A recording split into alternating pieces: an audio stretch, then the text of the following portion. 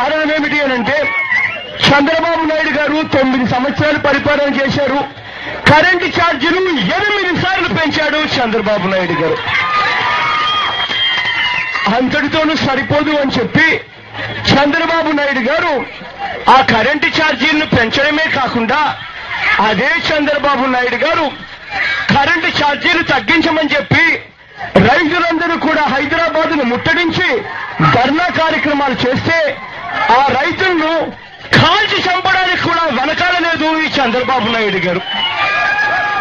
అదొక్కటే కూడా సరిపోదు అన్నట్టు తాను 9 సంవత్సరాలు పరిపాలన చేసినప్పుడు ప్రతి రైతుకు ప్రతి పేదవాడికి తాను ఫలాన్ని చేశాను అని చెప్పి ఒక్కటంటే ఒక్కటి చేసిన పాపాలు పోలేదు. కానీ అదే చంద్రబాబు నాయుడు గారు రైతులను ఇంకా ఇబ్బందుల పాలు చేయడం కోసం అని చెప్పి ఆ రైతులు ఒకవేళ కరెంటు బిల్లులు కట్టలేకపోతే ఆ రైతులను వెంటనే వాళ్ళను జైళ్లలో పెట్టాలని 5 ఏళ్ల శిక్ష వాళ్ళకు విధించాలి అని చెప్పి ఒక జీవో నెంబర్ 89 అని చెప్పి ఒక జీవోను కూడా పాస్ చేశాడు.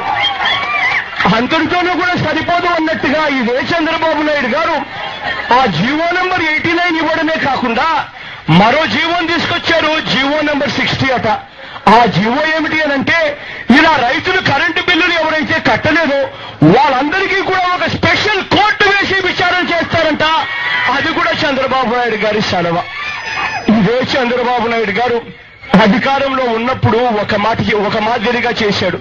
ఆ తర్వాత అధికారం పోయిన తర్వాత మళ్ళీ ఆ అధికారం సాధించేదాని కోసం అని చెప్పి నైతిక విలువలన్నీ కూడా పక్కన పెట్టి మాటే కదా ఇచ్చేది, పోతే పోయిందనే మాటే కదా అన్నట్టుగా మళ్ళీ ప్రజలను మోసం చేయడానికి ముసలి కన్నీరు కారుస్తూ ప్రజల దగ్గరికి వెళ్తూ ఉన్నాడు. ఇదే చంద్రబాబు నాయుడు గారు నైజం ఎలాంటిది అనంటే అధికారం కోసం పాపం ప్రజల కథ దేవుడెరుగు కానీ అధికారం కోసం తన సొంత కూతురునిచ్చిన మామనే వెన్నుపోటు పొలిచిన ఘనచరిత్ర చంద్రబాబు నాయుడు గారు అయినప్పుడు ఇక ప్రజలేం పాపం చేశారులే అని పక్కన పెట్టచ్చు.